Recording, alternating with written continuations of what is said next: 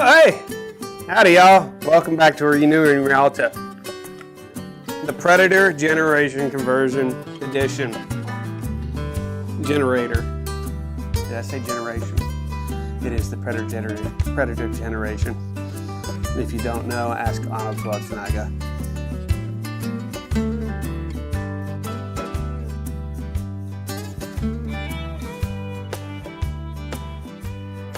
So, wanted to welcome you back. I haven't had a chance to do some work on the generator or update you guys on the conversion of what we're doing, and just to kind of remind those that that maybe did not see the last episode, which you can actually see right here by clicking this. We tore apart this Rialta 3500, or excuse me, Predator 3500 inverter generator because we wanted to convert it and put it in a Rialta QD, 2003 Rialta QD. And I've seen some other people do it online. I didn't want to pay the expense of what it would cost to travel up there to get mine put in, and I knew I could probably do it. And I figured what I would want to do is, while I'm renewing my Rialta, I would film what we're doing for you, and maybe any other DIYers may get a little tips on this. It's also to help me understand what this is. And if you have any comments, please comment below on some suggestions or tips that you think may work. Well, since the last time we actually oh, by the way, please subscribe so you can catch up and keep up with all of the updates that we're doing on our Rialta, which is probably one of the greatest RVs that's ever been made. So anyhow, so we're getting back to the generator, and as you all know, the size of the casing of this generator originally was way too big to be able to get into it. And as a matter of fact, I've already taken off a few things. Forgive me that I have not kept up with you guys on a few things, but I'll kind of backtrack for you so you can understand. So this right here is the casing that goes on the back here. And this actually keeps the generator from getting too hot from the exhaust, which the exhaust is right here. It goes in here similar to this and sits in there in that position. Now, one of the things that I noticed is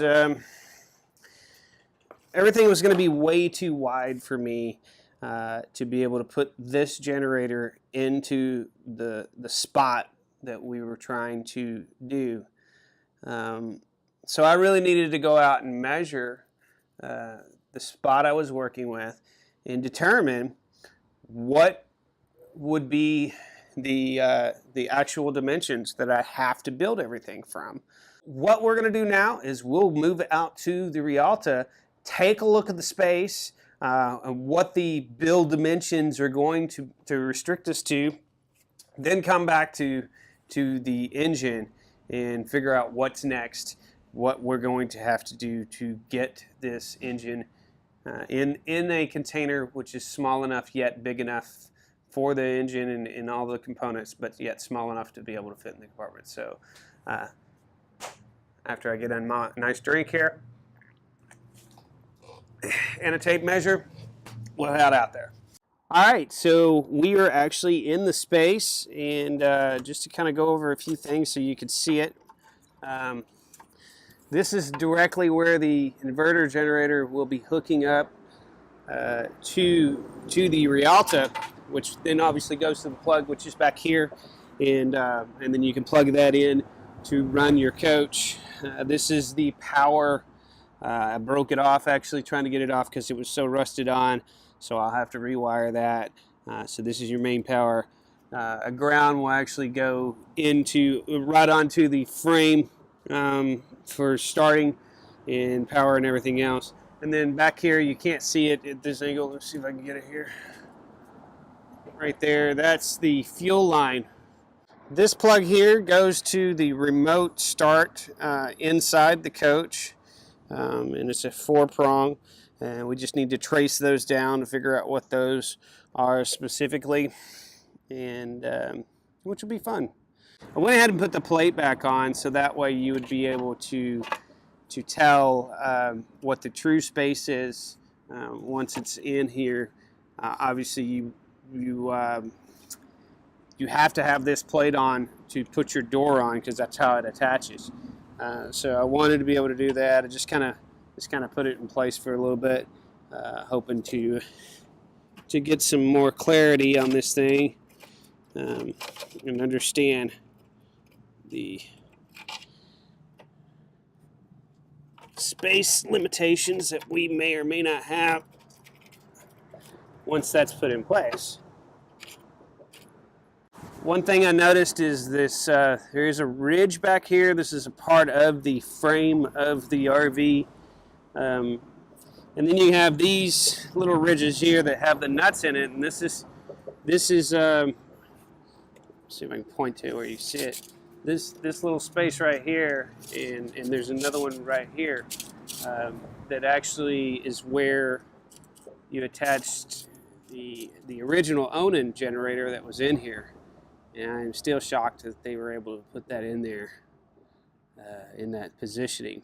So, but with that being said, even though I'm not very happy with the nuts, I'll probably grind those off and reattach it. I do like the framing that's here, and as a matter of fact, I plan on using that framing to lift up the RV or generator in here and use that space.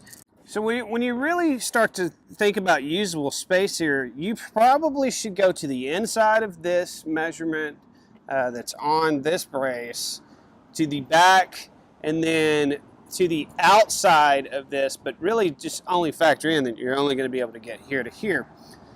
So with doing that and measuring, looks like I have right at 14 1/4 wide and by 18 and a half, maybe 19, 18 3/4 long, and then my space to the top is roughly 17 inches. So that's encouraging. But one thing I will say is you get out further here and I get closer to 17 inches or 1'5", 16 inches, 1'5". But if I build everything to stay within those lower quarters, then I think we're going to be okay, and we'll be able to do it. Now, one thing I can say just by looking at it, I may not be able to get all that in, and it may have to protrude out. If it does, so be it. You know, we'll just kind of make it an oblong instead of a square shaped box that it goes in, and taper it as it goes down to the bottom. I actually ended up taking a template here. This is a box, and it was my old campaign sign, and when I ran for office, and went ahead and put it in here. So it will come up from the bottom, and attach to the sides here and here, and so the generator will be in that section from there on out. So that gives me a really good opportunity to use this as a template to kind of figure out, you know, where we need to place things and how much room. But the other encouraging thing is think about this. Is I got 17 inches right there, up and down. So let's factor that in. And I hope you continue to follow us as we do it. But we just wanted to kind of give you an update. If you have any questions, don't ever hesitate to leave a comment. I'll respond to each and every one of them. And for the record, I'm not selling these. This is just my current DIY project to renew my Rialta. And so hopefully you get something out of it. Either you tackle the project as well, or you find somebody else to follow this and make it for you.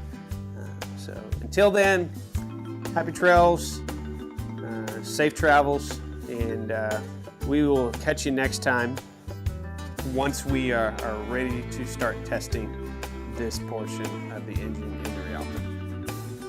Take care. Bye-bye.